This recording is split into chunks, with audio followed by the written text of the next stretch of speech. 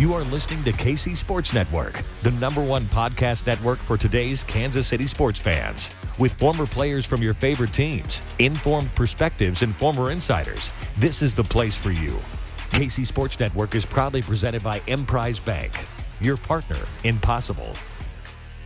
What's going on, everybody, and welcome to the first episode of Kansas City Sports Network's soccer news and analysis channel. For those of you who have been subscribers to No Other Pod and currently for a while, you'll get a lot of what you got before, but there's going to be some new stuff here. You've seen the new artwork. Our shows will continue to come on this feed just like you know and love every single week. But we got some exciting stuff to talk about here. I'm joined here with Dan, with Chris, and by Aly Trost Martin, who is joining on this adventure with us with the Kansas City Sports Network with her brand new show, Soccer Talks. Aly, Dan, Chris, what's going on, guys? What's up, dude? How you doing?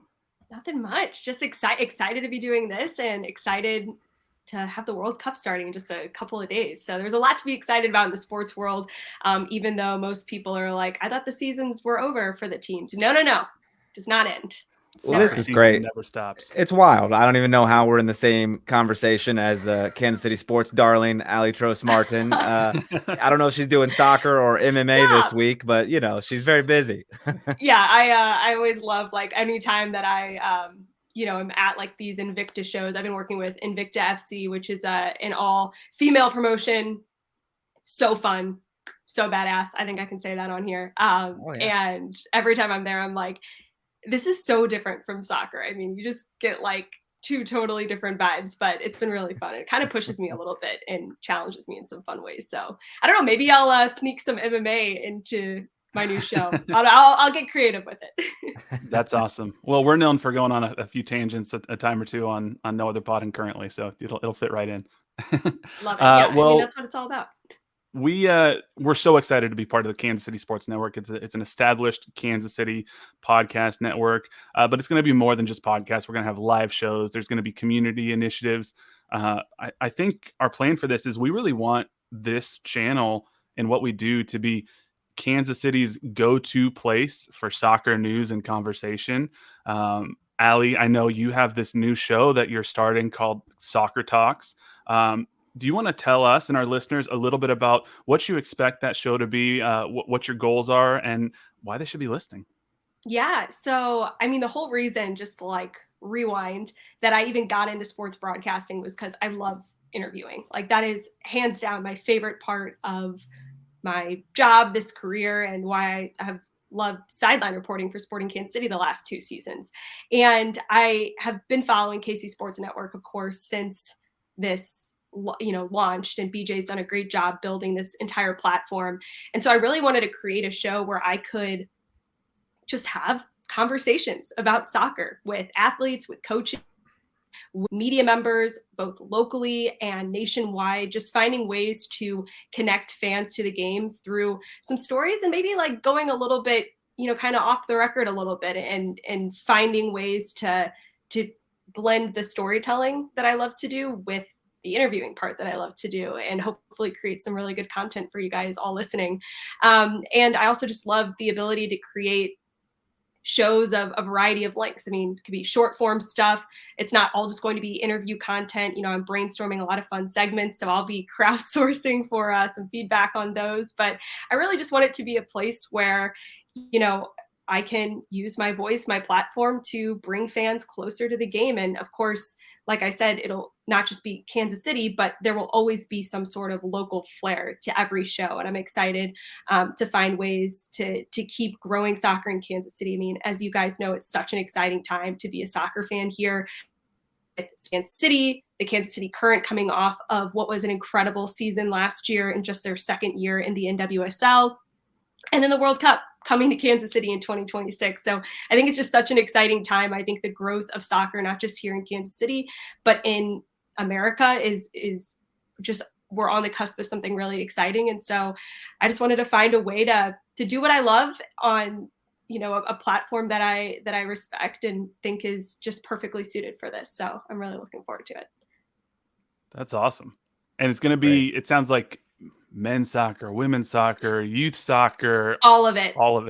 All of it. Like that is something that I really want this show to kind of just be, is like a landing place for all the soccer. And that way, you know, if you're looking to hear conversations about, you know, Sporting Kansas City, if that's how you've gotten to know me, or if that's how you know, you've followed me up to this point, great. We'll have Sporting Kansas City content. We'll have Kansas City Current content. We'll have US national team content. We'll have, you know, like I said, some more local flair to this show. And that's not just going to end with the professional teams here. You know, I want to find ways to tie in some of the collegiate soccer teams and programs, some of the youth programs here locally, and find ways to really lift and shout out, you know, all of the great work and success that's happening, you know, at the youth levels as well. Because I can tell you, like, that was, you know, as someone who grew up playing the game and has loved it my whole life, you know, I just think it would be so cool to have a space where we can really just kind of bring more light to that. So yeah, it's going to just be a landing place for all of the soccer, which I'm really excited about because as you can see behind me, I've got my nice Arsenal scarf. I am a new Arsenal fan. I'm a newbie, and you could say that I'm a bandwagoner, but I like to think that I just brought all of this good luck to the team this year. So we are top of the league. My husband's really happy because that's he was trying to get me to become a fan for a long time. So I mean, even Premier League and going, you know, outside of the States for some coverage as well. Like, I really want this to be a place where Kansas City soccer fans can feel like there are conversations happening about their team. That's awesome. And what better time than at the World Cup? Yeah, that's, you know, the other thing too. It's such, you know, an exciting World Cup. And I know for US fans in particular, and just American sports, American science, I do think that there's more and more just interest in the game globally. Like it's always increasing, and the World Cup is just, you know, an example of that every 4 years, of just how many more fans are engaged in players and teams from all over the world. And so yeah, just again, wanting to help grow the game and talk about the sport that I love. That's awesome. Well, I think we're all super excited to have you as part of this. This wouldn't be what it is with the Kansas City Sports Network without you. So we're super excited to have you a part of this adventure as we're going on it. Dan and Chris, currently on No Other Pod. Yeah. We launched that, like 5 weeks ago? 7 weeks or so, yeah.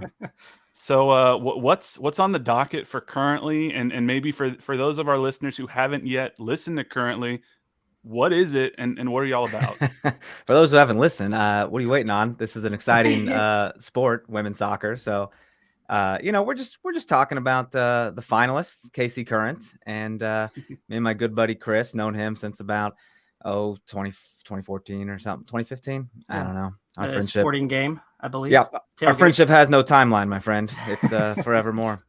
But no, we kind of follow the same format as our you know, brother pod, talking about the men's side. But gosh, we're having guests. We had Lola Bonta on for our first episode, so all we can do is go down from here.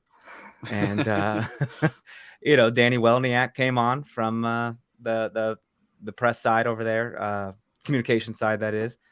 But we're just, you know, breaking it down. It's just two friends talking women's soccer, and I'm gracious to have Chris. I don't know why two men are qualified to talk women's soccer, but we do our best to respect it. Yeah. Hey, I'll interject and say that I think it's so important for women's sports to grow. It doesn't just take women backing them. It takes everybody backing them, and to have men that find the product entertaining and give it the time to talk about it, promote it, I think is incredible, and exactly what every sport needs. You don't just need promotion and support from, you know, one part of you know, one demographic. You need everybody. So I think it's awesome, and I think that's one thing that's so cool about the Kansas City Current and the fan base. It's so diverse, and it really does have, you know, it's got such a cool vibe. So I'm glad that you guys are doing that. Well, and these women have one more year at Children's Mercy Park before they open this women's specific stadium. You know, it's going to be so excited.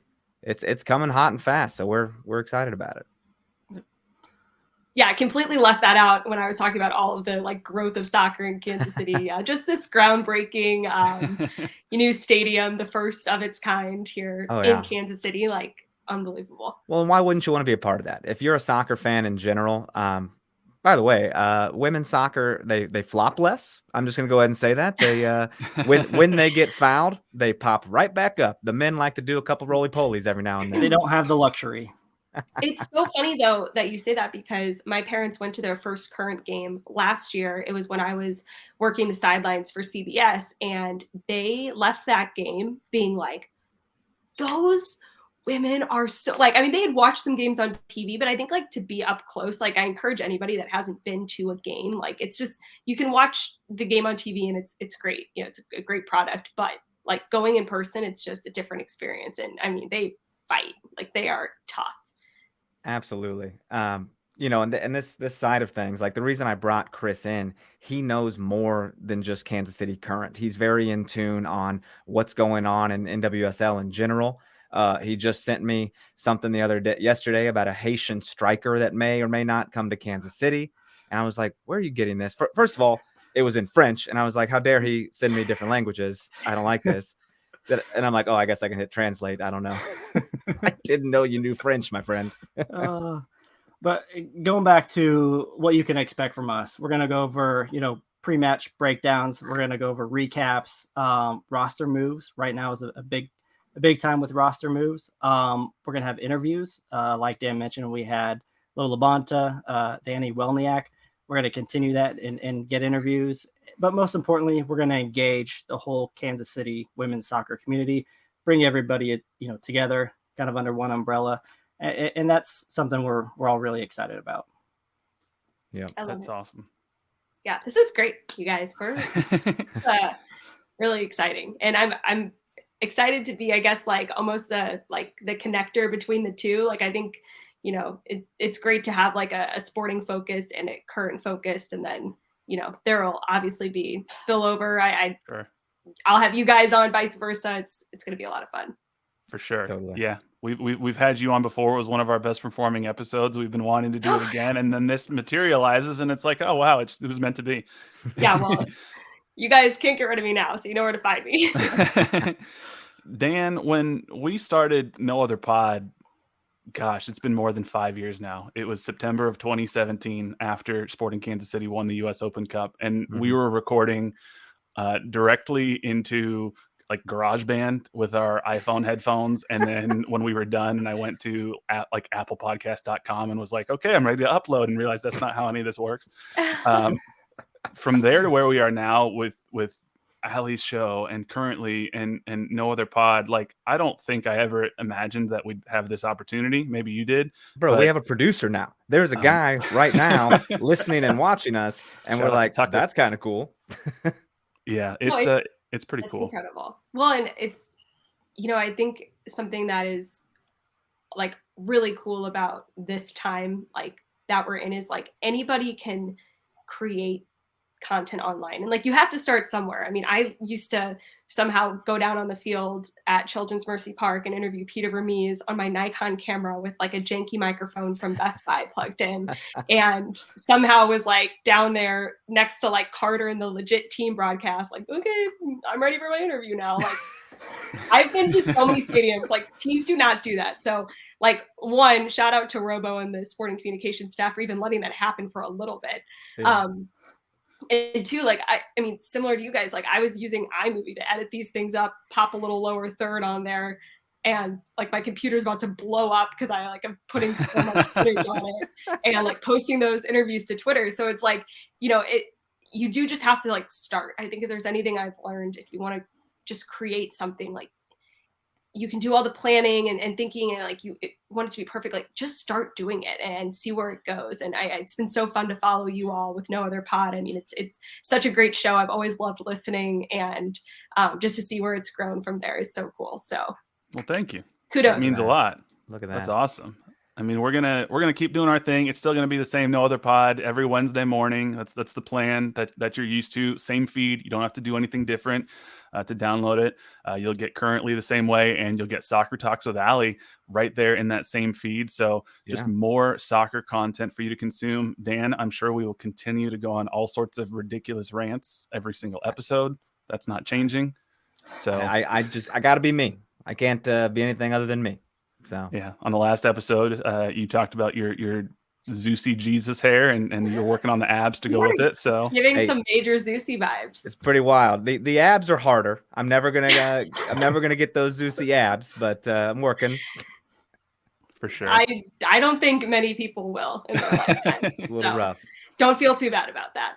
We're gonna have him on though, and we'll have we'll get some hairstyling tips with the Zeus man and figure things out. Yeah, there were actually a couple times this season I noticed like in game he was like always like fixing his like ponytail or like his bun, and I was like Zeus, do we need to get you like a better hair tie or something? Like, do you want me to like, That's what I'm saying. Do your hair before the game? Sideline reporter, hairstylist, some braids or something. I googled best hair ties. That is a thing. So I think what's really cool. What's really cool about this and the three of our shows is Aly, like you said, you're going to sort of be spanning all of soccer, conversations, storytelling. It's going to be just a really cool way for people to continue to love soccer and grow in their enjoyment of soccer if they're already a fan. And if they're a new fan, it'll be an easy gateway into a sport that I know all of us here love. Dan, we're going to continue to be the fans that we are of Sporting Kansas City. That's always our thing. We're not analysts. We try to get into analysis a little bit here and then, but we're fans. It's a fan podcast. We're going to keep doing that. Anyone thinking this is going to water down anything you've heard? Like, it's the same stuff, just in a different space. Just more. Yeah. More and better. And then you and Chris on Currently just continuing to grow what you guys have already started with some analysis, bringing some really cool coverage to women's soccer. I'm super excited. I don't know about y'all, but I cannot wait. I'm so excited. And Absolutely. honestly, like, as I'm like thinking here, I'm just like, anyone listening right now that, has some ideas for guests for me that they want to hear from, or any like topics within the sport that they'd like to hear me talk about solo with a guest. Like, I really want to use this show as a chance to like push myself. I, used to do some hosting on the radio solo and learned a lot doing that. And I will say, like, something I'm really proud of is, like, in the last year, I feel like I've started to find my voice a little bit more, and I'm excited to challenge myself and push myself out of my comfort zone, and think this show is like a great opportunity to do that. So, I want to make sure that I'm starting off strong and creating content that is going to be stuff that you all want to hear. So, I've got a running list of many, many ideas and many, types of like interviews I want to have and questions within those topics I want to go deeper on with people, getting a little bit more vulnerable if possible, and just, finding those stories that, I've gotten to learn so much about so many of the athletes that I've covered just in some of my roles.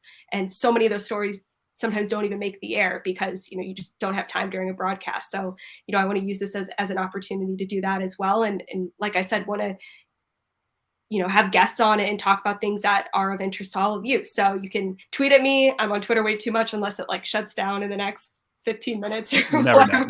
No one knows what's going to happen there, but find a way to reach out to me. And I'd love to, talk with you all. That's been one of the coolest parts of working in sports in Kansas City and the jobs that I've held up to this point. It's just, I love what I do no matter what, but the fans I've gotten to engage with over the last 5 years of being in Kansas City have been one of the best parts. Like, I've loved seeing people out and about at different events in town, at games. So, and especially online. So I want to keep that going for sure.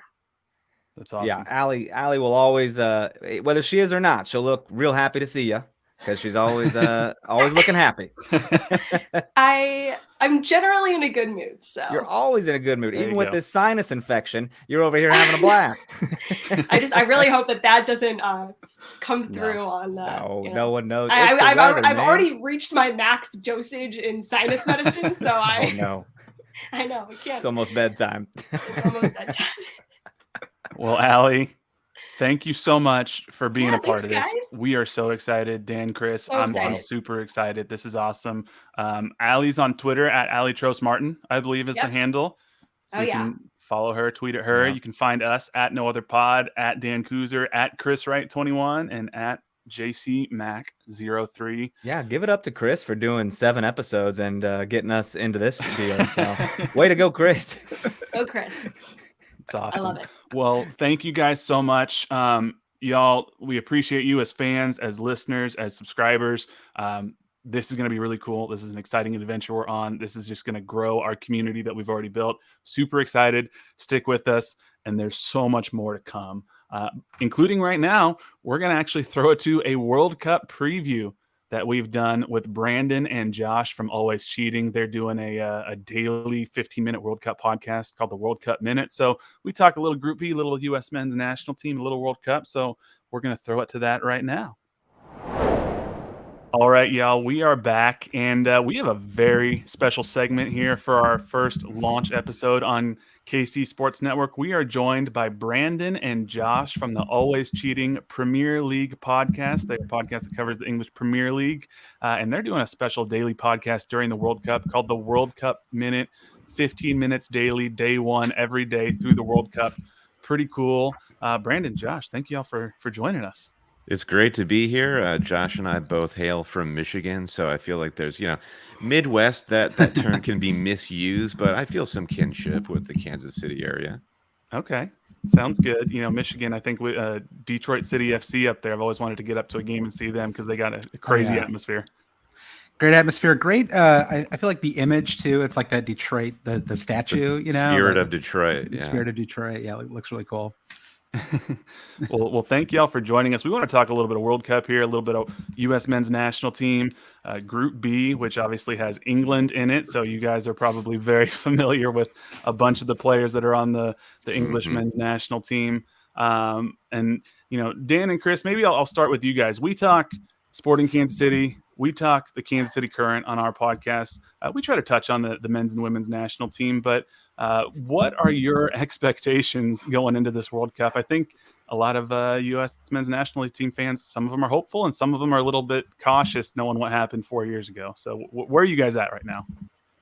Dude, you have to be cautious. I mean, how are you? If you're coming in overconfident, you're wrong because you're gonna set yourself up for failure. Like, if you ever look so forward to something and then you get let down, and it's like the worst feeling in the world. If you stay a little pessimistic and something good happens, it's like the best thing. So let's be surprised, Yeah. Taking a look at their current run, their current form, it's kind of mediocre. We hit a peak there for a while, and then recently it's been kind of hit and miss. So my expectations are I'm managing them. I think we're going to get through the group stages, but after that, it'll be really, really difficult. Yeah. I mean, it's hard to get too optimistic when, like, I remember the Trinidad and Tobago game so well. I think is that 5 years ago now? Maybe longer, 5.5 years ago. And, so it's hard for me to get too optimistic, or I guess it's keeping me level. Like, I am optimistic because I'm excited. It's going to be great. I'm really looking forward to the World Cup, but that moment is still like very much with me, so it's keeping me grounded, I think, a little bit. I'd be more confident if Berhalter had a settled starting 11. He's brought in some new players for the World Cup squad, which, I'm a Fulham supporter. I think Tim Ream is, he'll bring some leadership to the squad, but he's not been bedded in. He doesn't have like a strong center back partnership. So, like, all the pieces seem to be good. We've got some really terrific players from Pulisic and McKinney to Aronson and Reina. On their day, we could be really good. But what is concerning is we've not really seen our team play a great game in a while now. For sure. And I think one of the things that concerns me most, and this is sort of the plight of the U.S. men's soccer fan for a while, is where are the goals going to come from? We don't have that, star number 9. People were a little bit surprised when Ricardo Pepi wasn't left out, and not that he necessarily would have been the guaranteed star number 9 going into this World Cup. But I guess Pulisic, last time I checked on DraftKings, he is the odds-on favorite to be the team Golden Boot winner, and I don't know that I want Pulisic to be the one who is scoring most of the goals on this team. maybe Reyna. I mean, he's been so injured. He scores a lot for Borussia Dortmund. So this is the whole. And I feel like every U.S. men's conversation has to start off being like a little pessimistic. Like I totally agree with the way we're framing this, but in some ways, I think the cause for optimism is just that this team is like barely played together. Like the best parts, Weston McKennie, Christian Pulisic, and Gio Reyna, kind of starting with them, and then you could throw in like Tim Weah and a lot of the defenders. I mean, even Dest hasn't really been at his best a lot the last year or two. So everyone's healthy right now, and so it's maybe it all clicks. I mean, I wish they had a little more time, to kind of bed in before Monday's game, but no one else has that much time either, right? It's not like Wales has been secretly practicing for the last 6 weeks either. So it's a good, right. We're all kind of starting off in this crazy, like just throwing ourselves into the World Cup moment. So I'm sort of holding on to some hope that we can, especially if we can win that first game. If we win that first game, I'm going to all rationality is going to go out the window. I'm just going to be totally we're going to beat England. We'll make the quarterfinals. We're going to the finals, baby. We're going to the finals. Yeah, but you make a good point about us not having a recognized striker. I think Berhalter's Achilles heel on the international stage is he insists on this progressive style of soccer, playing out from the back, and looks like he might be set up to play a false nine. And typically in big international tournaments like the World Cup, the people who play very defensive and then direct tend to fare better. So that's the reverse side of what you're saying there, Josh, the more pessimistic side. But it's hard, obviously, since this is such a young team, but there is cause for optimism because this is such a young team. This is the youngest squad I think we've had since 1990. Obviously, we missed the last World Cup. We're back in this one, and I think all of our sights are set on 2026. We don't want to overlook this one because we still want to see what we can do over in Qatar, but 2026, obviously, being here in North America is what we're all shooting for. But who do you think are some of the most exciting players? Obviously, we know Pulisic. Josh, you mentioned Gio Reyna. But if you had to pick somebody maybe outside of Pulisic, who for all four of you, maybe I'll start with you, Brandon. Mm-hmm. Who's the player that you have your eyes on most that you want to see something from this World Cup? I have become a huge Brendan Aronson fan. Watching him play for Leeds in the Premier League this season, he came from Leipzig. Did I get that? Is that right, Josh? From the Bundesliga and Austrian league. Yeah, from the Austrian league. And he is so fast. He's great. He's a great ball carrier. He's very good with the ball. He's very creative, and he can break those lines. Like if we get into a situation where we're able to counterattack, if Pulisic is going to be our golden boot, our highest scorer, I think, and Aronson is going to have to release him. But some people have Brendan Aronson just starting from the bench, which I think is odd to me. I would like to see him get minutes. I think the team would benefit from his speed in the midfield. So yeah, I'm looking out for him. Josh, how about you?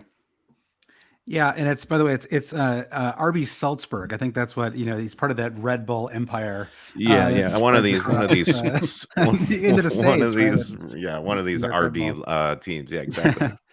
Well, I'm kind of excited about Matt Turner. I mean, he's looked really good. Obviously, he hasn't had a ton of minutes. I'm an Arsenal supporter, and so I hopefully we'll get a chance to see more of him. I don't know, in the Carabao Cup and these kind of smaller FA Cup, hopefully this year as well. But he's looked really good, and I think some of the best runs that we've had in the World Cup have been these sort of goalkeeper-led runs, right? Casey Keller in the '90s, and Tim Howard, and Brad Friedel, of course, too. So these kind of great keepers have really propelled us over the years. And you got to go back to Tony Miola, Josh. Tony Miola, sure. His own. Oh, right. So that's maybe it's a weird pick to pick a goalkeeper, but there's this kind of goes back to this theme that there's just a lot of unknowns, and if you sort of look at everything kind of glass half full, there's a lot of really exciting prospects and sort of talented players who maybe haven't had a chance to really shine yet. What about you, Chris? I'm gonna have to go with Gio. When he's on the field and when he's healthy, he's incredibly creative, and I feel like that's something that this team could use to help give some chances. if you remember the Mexico game when he was dribbling through like 5 or 6 people and kind of ran out of gas and had a shot on goal, that's the kind of creativity I feel like we need to escape the group stages. You know, we're big Major League Soccer supporters, so it's always cool to see those guys even get into a lineup for a friendly, and to see such a big handful of them here on the World Cup stage. I mean, you got Shaq Moore over there, Sean Johnson, not to mention a couple Seattle Sounders guys and Jordan Morris and Christian Roldan. But me personally, I like watching Weston McKennie play. I hope he gets a lot of playing time. I try to watch Juventus whenever I get a chance, and that man is just quick. He's just fun to watch. Yeah, McKinney's he's got an energy too. Like, I feel like you need a spark plug in a team like this. When Weston McKennie is the sort of, the deuce face, Clint Dempsey, I'm not going to back down. Weston McKennie is going to be that spine for us. And he's getting meaningful minutes at one of the largest clubs in the world. Right. So it's fantastic. Right. Yeah. I'm really excited to watch Yunus Musa, because I think there's you're looking at lineup projections or whatnot. I think a lot of people obviously expect McKennie and Adams to be there in the midfield, and then Musa could really take the reins of that third midfield spot. And he's only 19 years old. He's so talented. Just being able to really see him on this huge international stage sort of develop and grow into that role, especially, again, not trying to look too far ahead, but thinking for that 2026 cycle where this team could be really hitting their prime. Man, I'd love to see that midfield trio come together in a way that could really be something special. So agreed. Yeah. Jimmy, I kind of want to ask something real quick. You guys are going to do daily World Cup breakdowns. Yeah. So you're going to watch everything and be incredibly. Not just be, yeah. I mean, we have jobs, but yeah. Sure. Us yeah, too. Exactly. But no, I mean, what can people expect from these daily episodes? Like, why should people tune in? What kind of things are you breaking down in such a short amount of time? Yeah, I think Josh and I envision the show as something that you can listen to with your cup of coffee. And it is just a quick casual recap of, hey, here were the winners and losers from yesterday's matches, and here's the stakes for today. Here's what we're looking for. And I mean, Josh and I are kit guys. Who doesn't love a good kit? So I don't know how much of these podcasts are just going to be straight up World Cup kit talk. Who's got the best unis or what? But who's your favorite so far? Well, I mean, all I can really zero in on right now is how bad the U.S. kits are. But I will say, South Korea's kits are dynamite. I think those are the winners for me. The French are great too. I mean, the French always have good kits though. So it's, yeah. I mean, for me, I'm kind of a late. I mean, I'm from the Midwest. I grew up in Michigan, big Michigan sports fan. I went to Michigan State, and so for me, it really wasn't until 2010 that I became a really serious. Like, I went like way over the edge in 2010. I became this huge fan, and it was because of the 2010 World Cup. And what kind of got me into it was the original version of Men in Blazers. The Men in Blazers used to be, before they became this kind of empire, it was two guys who were doing an ESPN pod, and they were recording 15-minute episodes in the evening. And I would go to bed at night and I would just listen to these little 15-minute pods, and it was just a fun conversation. And they just sort of recapped and talked about the next day. And so that's kind of our idea. It's just like Brendan said, we're going to record them like late afternoon is the goal. So you can listen to them in the night or in the morning. It's just like, all right, who's actually playing today? What are the stakes? And that's sort of the idea for it. That's awesome. Love Definitely gonna have to check that out. It's gonna be a good way, especially if I know a lot of us work jobs. We're not gonna be able to watch every single game or whatnot. To get the highlights like that in a 15-minute way, that's really cool. Before we wrap up here in just a few, we'd be remiss if we didn't ask you. Okay, so the first game is against Wales on Monday. Obviously, Wales roster is highlighted by MLS's own Gareth Bale, Sure. Of LAFC fame, of course. Yep. But there's a number of English Premier League players on the Wales roster. Who, outside of Gareth Bale, for our fans who may not be as familiar with the Welsh team, who are the key players that maybe they should know that you're familiar with from the English Premier League? Nico Williams, he plays fullback for Wales, and he's gone on a bit of a journey recently throughout the English system. He played for Liverpool for a while, couldn't break into that starting 11, was on loan for Fulham in their incredible season and the championship last season. And now he plays for Nottingham Forest, storied club, but they're not having the best season.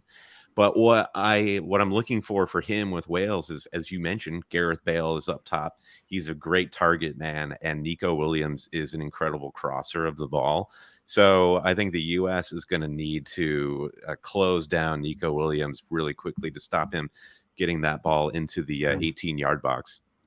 Yeah, they're really evenly matched, the two squads, I would say. I mean, it's, and even like some of the players like Kiefer Moore, Nico Williams, these guys who are on the promoted clubs that, they don't seem too threatening necessarily, but a lot of these guys would be starting if they were on the U.S. men's team. So it's kind of and obviously you have Aaron Ramsey, who's a decade plus, in the top division football, great player too. So I think that it's, Daniel James weirdly is one of these players that in the Premier League is like, he's okay. Like he's playing for Fulham now. He was at Leeds before, at Man United before that. But in a counter-attacking style, he is terrifying. Like he's so fast. And so he's like the guy who I'm like kind of sneakily scared of, that he's going to get us, he's going to catch us in the break in the 67th minute or whatever on Tim Ream's legs can't really compete with him. Yeah. They play together. So maybe he'll know some tricks, how to slow him down a little bit. True. Well, maybe to wrap up here, I want to go around the room and just give a sort of what are your hopes for the U.S. men's national team in this World Cup? What would be a successful 2022 World Cup cycle for you? Dan, I'm going to go ahead and start with you. Isn't the hope just to get out of the group? I mean, at the end of the day, I mean, that seems like a very safe prediction. Wales and England are not slouches, so it'll be. I kind of hope we can beat Wales. And either, really. Yeah, you beat Wales on Monday, and you put a little pressure on England, and it's a whole thing from there. So, Chris, how about you? Just kind of piggybacking off of Dan, just escaping the group stage. But, going back to what you were saying, Jimmy, I want to see us gain a lot of experience for the next World Cup with the second youngest team in the World Cup this year. If we can get a lot of experience, who knows what we'll look like in another 4 years. Josh, you continue on that theme, get out of the group.